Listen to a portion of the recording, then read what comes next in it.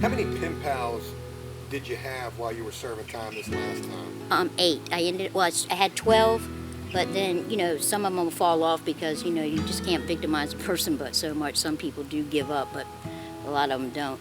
So I had 8.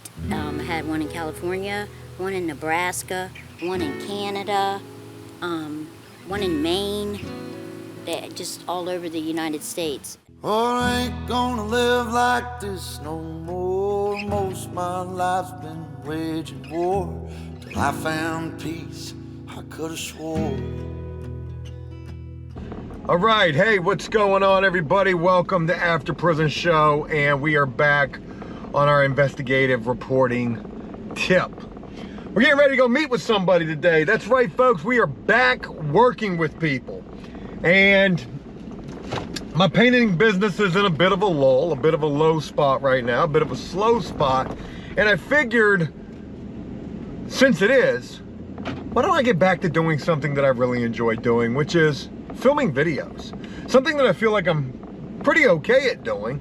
And instead of just being up in the shed, why don't we go out and hear some stories?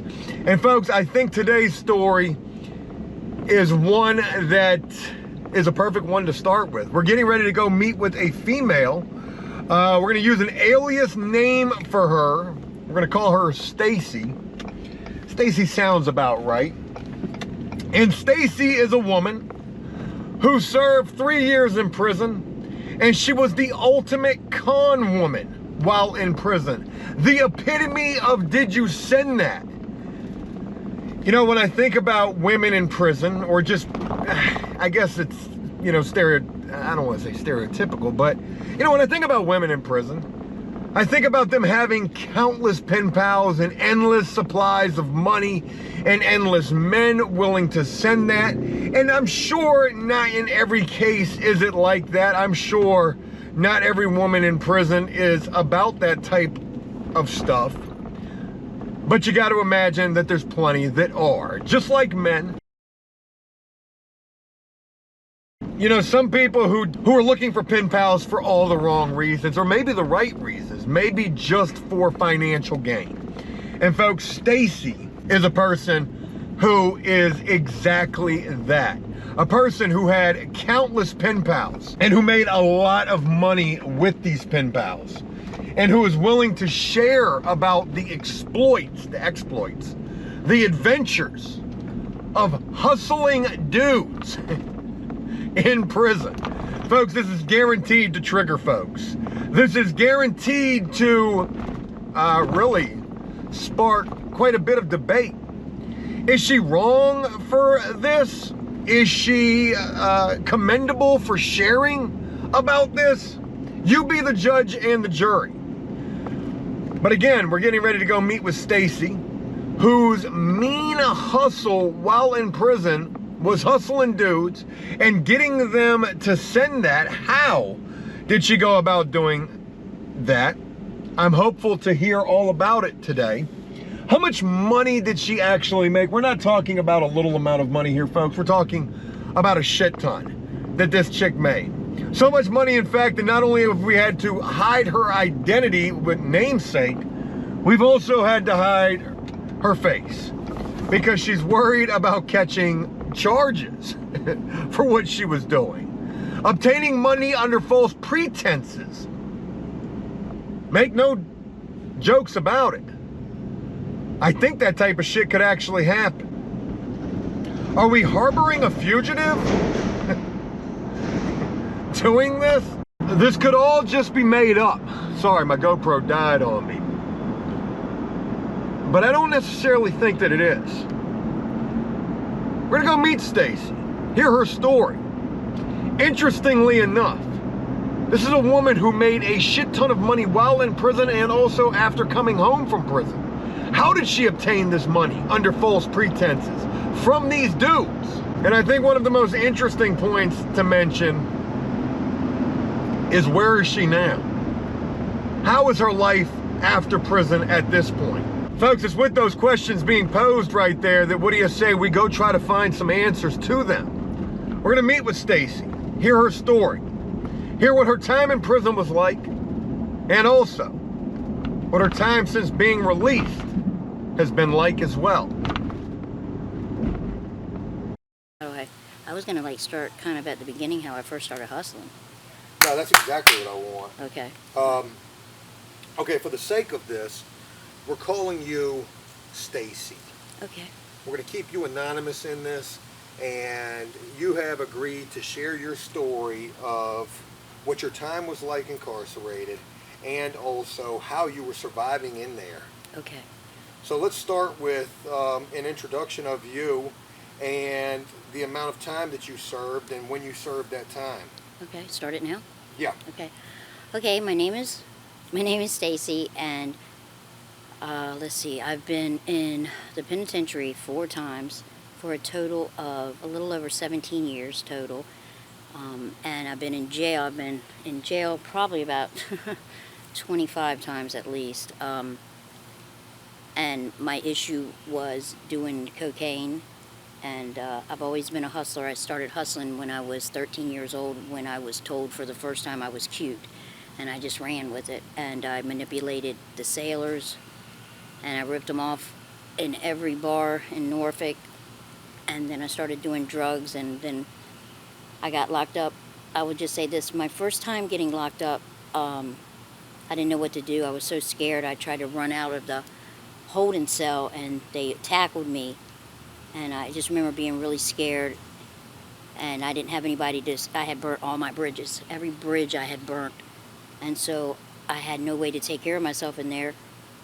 So I started getting on the phone and calling Navy numbers, the base numbers, and just getting Navy guys, and they were taking the calls, and I was hustling them and scamming them, and they were coming to see me, bringing me money. And then I'd get out, do drugs again, go right back in. I don't think I was ever out more than 2 weeks in 20 years. And then one time I actually got a bond, and I called the bondsman and convinced him that we had had sex before. And he came and got me out on credit. I went downstairs. I walked right by him. I didn't even know who the hell he was. And he said, "Hey, miss." And I turned around, and not only did I not know who he was, but he was just a really old black man. And I was like, oh my God, you know. But anyway, so what I would do, how I would hustle is I would get on Ocean View Avenue in Norfolk, and guys would pick me up on the pretense of having sex for money, and I would pull up at a hotel, and I would just talk. I'd get the money. I'd be in one door and out the other, and then I'd get back on the avenue, and I'd do it 3 or 4 times down the road, and then I'd have enough money to stay inside and get high.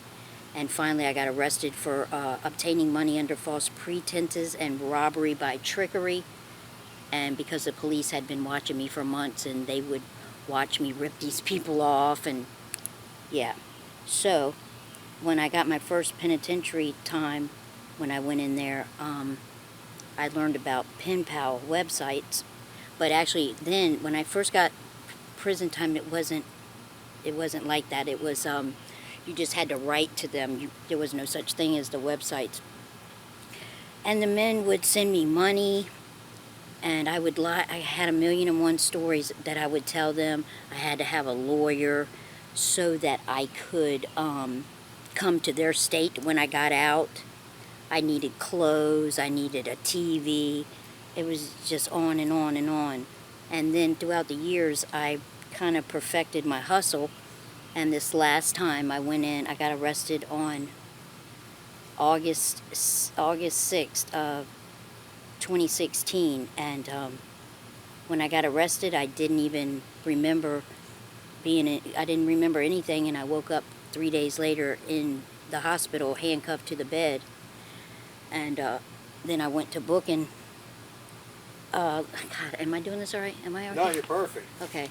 I'm not nervous either. Anyway, and so nobody wanted anything to do with me when I got locked up this last time, and I had made the decision to do things differently, but I still hustled men on the chat lines. On the day of my release, I had a little over $13,000. on my account. And then what happened was the prison had beat me for $5,000, so actually I only ended up with 8, and I don't know how that happened. But when I came home, I had decided not to get high, but I didn't know what to do with myself, so I had to get high some way, so I was still ripping all these men off. Every weekend, a different man would come from a different state, pay my first month's rent deposit, all my deposits for the utilities, buy me clothes, and within 6 weeks I had $22,000. And I used to sit in my room and stare at it and say, okay, well, what the hell do I do with it now?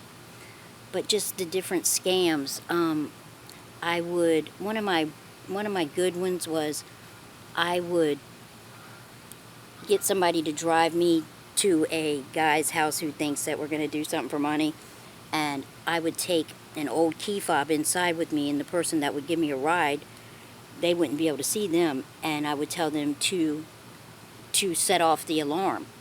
And they would set off the alarm, and I'd be in this guy's house, and he's freaking out because now there's attention brought to him, and I'm inside at the window trying to turn off the alarm with this key fob that doesn't even work, and he's like, go outside and do it, and I was like, okay, and because I already got the money, so I go outside, I get in the vehicle, and I just get the heck out of Dodge. Let's talk about the prison aspect of it. Okay. With the pen pals that All right. you had in there. How many pen pals did you have while you were serving time this last time? 8. I had 12, but then, some of them will fall off because, you just can't victimize a person but so much. Some people do give up, but a lot of them don't. So I had 8. I had one in California, one in Nebraska, one in Canada, one in Maine, just all over the United States. And some are married, some are not. It's just crazy. How would you keep up with all the stories with the different people? Well, now they've upped their game too in the prison because now they have a kiosk. So I can get on the kiosk and email, and I have emailed the wrong thing to the wrong person. That's how I lost 2 of them. And I even called him by the wrong name. So, they fell off. But I would just get on the phone, I'd cry to them, I'd tell them I love them, and and the letters, God, that would be the worst part about it. I always would have to write back, and I hated writing letters, so I finally decided that I told them, hey, I'm a little illiterate, I don't like to write letters. So I'd buy 20 cards, and I'd just sign my name on cards and send the same card, because every week the prison has the same cards in the commissary. So I'd buy 20 of the same cards and send them all to the different people, And You didn't even want to write them back? No. I don't even want to talk to them on the phone, but I have to. I would have to. It's just mandatory. But I would not. They would put money on their phone so that I could call them, and I would make them put money on my account to where I could call anybody else I wanted, and yeah. And if they wouldn't put money on my phone account, I wouldn't call them no more. How were you going about finding these pen pals to start? Okay, when I found out about the one called meetaninmate.com, you have to write them. Well, actually, you have to get somebody outside. You have to get somebody outside to go online and do and fill out the profile for you, and then they have to add a picture to it and give them your state number, your prison, and all of that. And then within a couple weeks, you get I was getting so much mail when I was in Goochland that the warden called me up to the front office and said, hey, and you can take care of that, right? This is ridiculous. And because they scan all the mail, what I mean is they can read it, they can do whatever, and they knew what I was doing. They knew exactly what I was doing. And they said, keep this mail down to a minimum, this is ridiculous. I was getting stacks. And I would just get on the phone with them, and I would have to, what I do is I would pick one day of the week, and I would get on the phone for an hour and talk to each one of them 5 minutes, and then I would hang the phone up. And act like the phone, like the call dropped, What were some of the hustles that you were telling? That's my hustle partner. Oh, yeah? What's up, babe? Come here.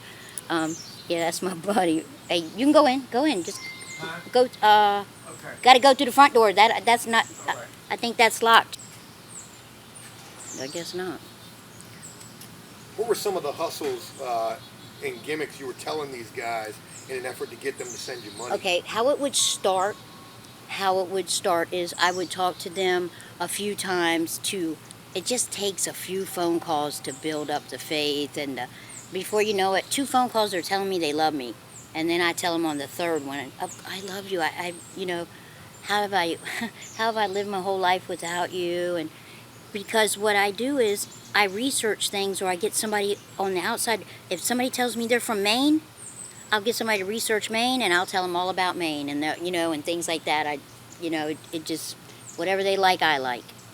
But what were some of the hustles you were doing or telling these guys in an effort to get money sent to you? How it would start is I would get money because I don't have hygiene items, and of course they want to help me, they want to save me, and then commissary, coffee. Then I would go to bigger items. I got to get a radio, and that's $50, so I get all 8 of them to send me money for a radio. Then, because I would run the same hustle on every one of them till I couldn't. And TVs, I get them to buy my TV because, of course, I don't want to be out in the day room with all the troublemakers. They want me to stay in my room and not get in trouble, and so I'd have to have a TV. Then if they'd say something that would make me angry and I'd have to hang up on them, then the next time I call them, I'll tell them that I got angry with them, I went in my room, I tripped over my roommate's phone cord, her TV fell and broke, and I've got to buy her another TV. And I'd run that, so then I'd get another $350 from each one of them. And then I would wait, every time, and then packages throughout the year. I would get them to send me the money because I would tell them I was on restriction, that they couldn't order my packages. And packages are like special commissary items. Yep. And then in the women's prisons, also, you can, throughout the month, you can order from all kinds of places, and even if you can, I'll tell them I can. And it's, $80 because I got to feed a couple other people, and just as long as I let them know that I'm not going to get in trouble with those people that are out there in the day room, I could get money for anything that would allow me to stay in my room. I got a scholarship to go to college, and I told them that I needed money for the class. So I get each one of them to send me money for the classes. Then they had to send me money for the books. Did you really get a scholarship, or was that just a hustle? No, I really did get a scholarship. I always get a scholarship when I'm incarcerated. I always write an essay and get a scholarship and I always take college classes. Always. Always. So with these hustles and with this conning, basically, did you ever feel bad about this? No. Talk to us about why you didn't feel bad about it. Because, in all actuality, it always starts with something sexual on the phone with these men. Always. So if I let them talk a little bit, they only get one opportunity to say something like that to me, and then I fry their ass. And then they feel guilty, and that's when they start sending money. And I never let them talk to me like that again on the phone. So it sounds like you got a real hatred for men. No, not at all. I got 2 sons. I love them. I don't like them sometimes, but I love them. No hatred. And somebody has said that to me. Maybe, I don't know. That's. I don't think it's a hatred. I have never. Okay, way back in the day when I was out there, and I mean out there, there were girls out there that would get picked up by the men, and they would take them somewhere, and somebody would jump out from behind the door in the shower under the bed, and they'd beat the hell out of these men and take their money. I never did that. One, because I'm too selfish. I don't want to gap it with them. I don't want to split it with them. You don't want to split it with the guy? Yeah, no, I'm going to get it all myself. And then worst thing that's going to happen is obtaining money under false pretenses. But if you put your hands on them or threaten them, now it's strong arm robbery. Just went from 12 months to 20 years. And I'm too selfish. I don't want to give half to the person. So, and so I don't believe, how do I say this? I don't believe it's a hatred, but how about this? I got to give you a scenario. I hope this is appropriate. A man will pick you up. He'll say, I'd like to have sex with you. I'll give you $100, but I can't feel anything with a condom. So are you clean? Oh, yeah, of course I am. But what if I wasn't? So he's going to do it with me. He's going to go home and do it with his wife. She's going to get pregnant, and the baby's going to be sick, too. So, yeah, sometimes I guess I did hate them. I hate them kind of men, yeah. Definitely.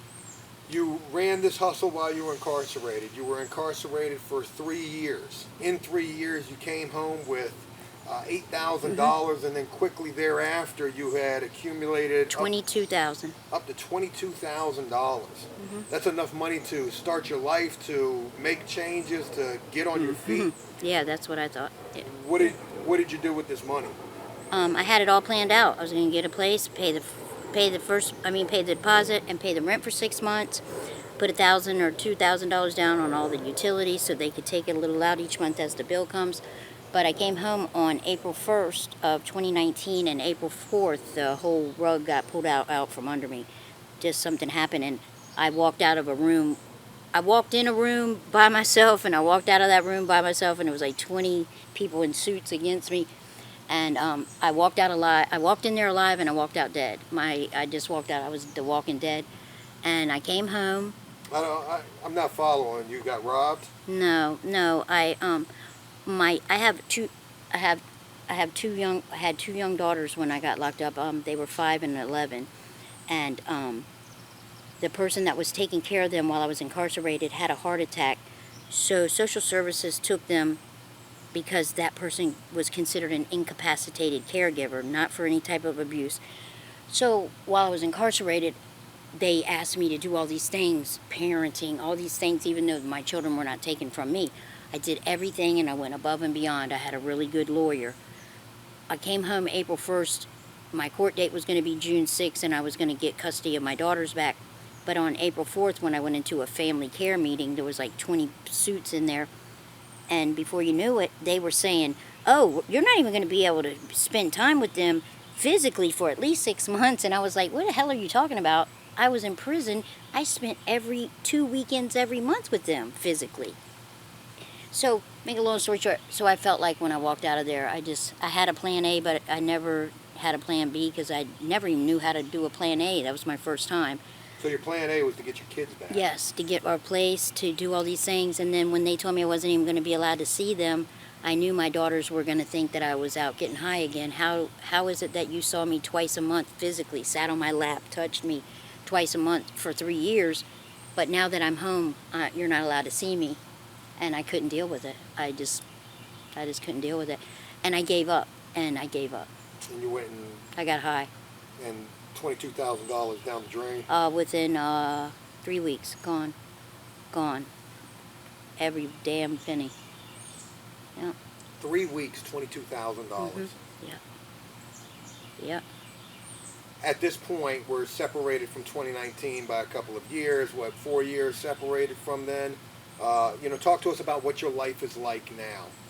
Well, I stayed once I made the mistake of getting high. I stopped getting high. I said, oh my God, what am I doing? I came back home. I went in my room, and I don't think I came out for 5 months. It was like 5 months. And when I came out, I didn't even know who I was.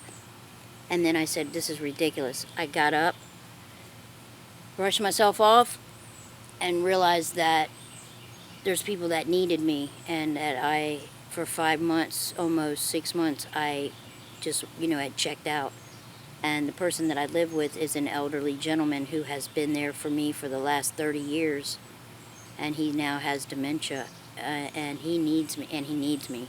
So now I'm his 24-hour a day, 7-day a week caregiver, and so it's a hell of a responsibility, and heck of a responsibility.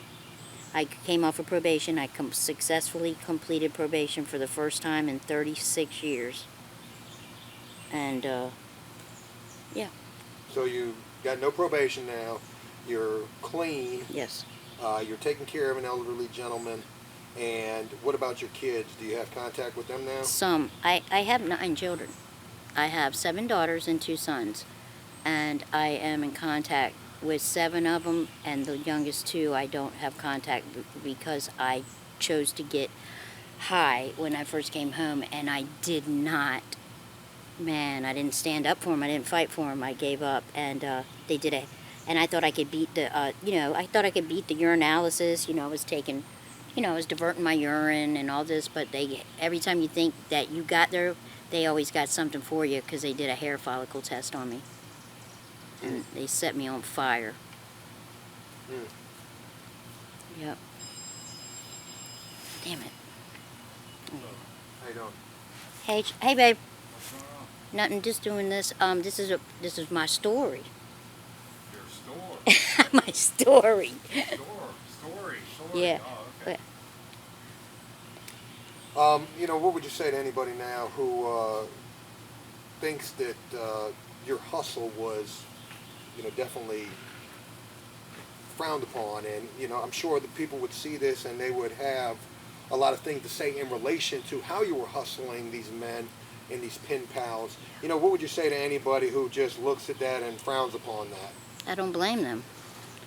Because what I learned, I thought I needed to get all of that money so that when I came home I could get my daughters and do all the stuff that was going to be required of me, yet I hadn't worked for any of that. But now, let me back that up a little bit. I did work hard. It's a lot of work to put in. Hustling, there's a lot of work involved when you got to talk to them. And you're listening to people on the phone that you don't give a shit about what they're saying. And that makes me sound shallow, but it's the truth.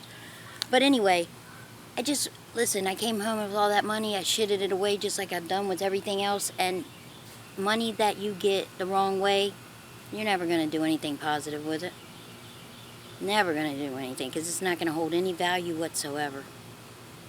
None. You know, if there's any silver lining to any of this, you're not locked up, you're not on probation. You know, you do have responsibilities to your children and to this elderly gentleman.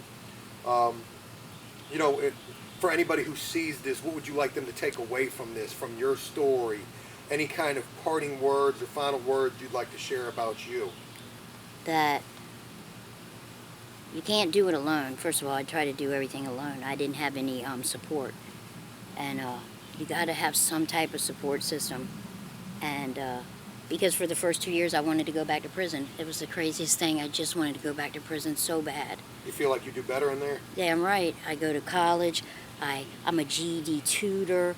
It's like I flourish in there, you know. And then I get out here, and then somebody tell me one day, oh, you're institutionalized. And I'm like, okay, you call it what you want to call it, you know. But yeah, and every day is this, you know. I don't know.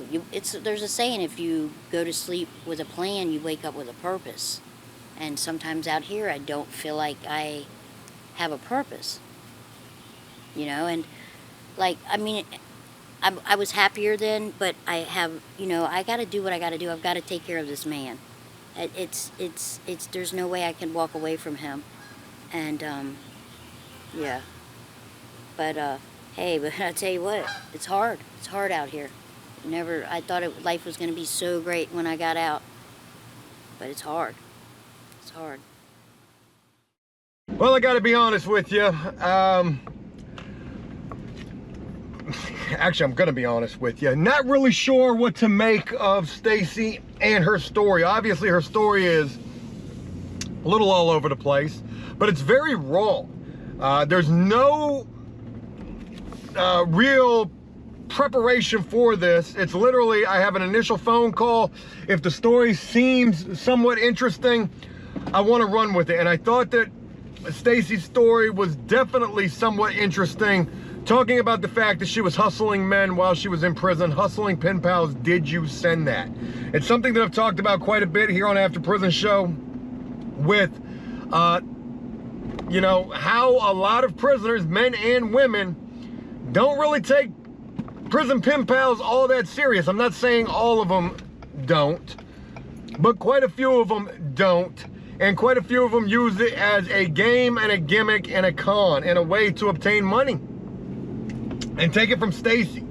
And what Stacy just shared with us about the fact that when she came home from prison, she did 3 years. And by the time she came home, she had made $22,000 running the same gimmick on 8 different pen pals. Another thing that I want to share in relation to the entire Stacy saga is not really sure what to make of her situation right now.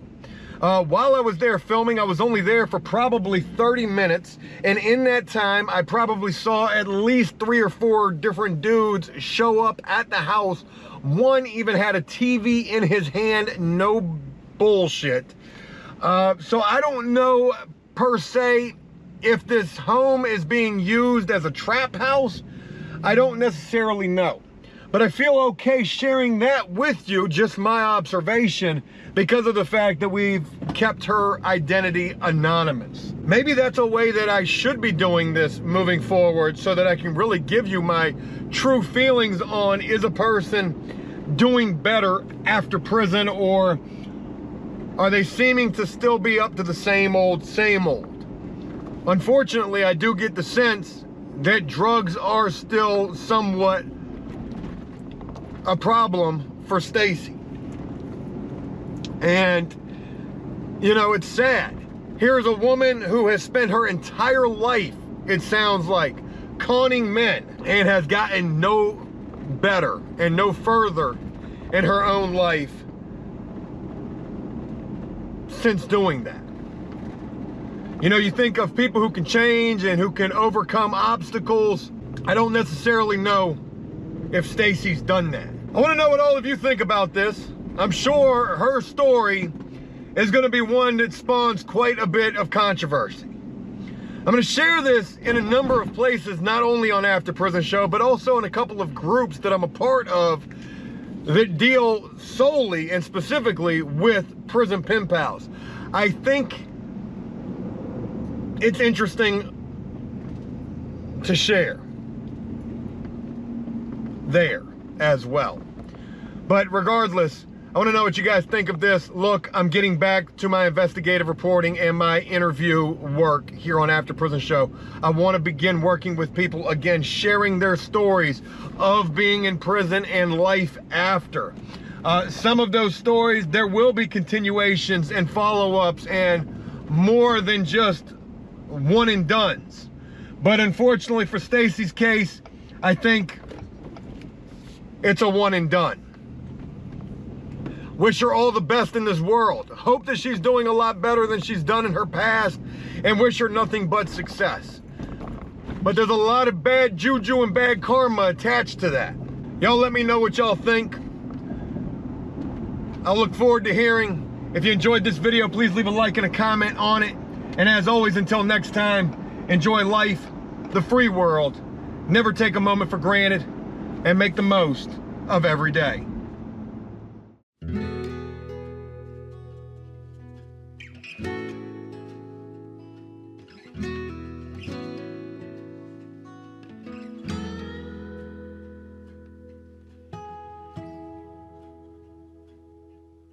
Oh, I ain't gonna live like this no more. Most my life's been waging war till I found peace.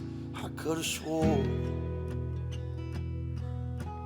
what she did shook me to the core, and I ain't gonna live like that no more.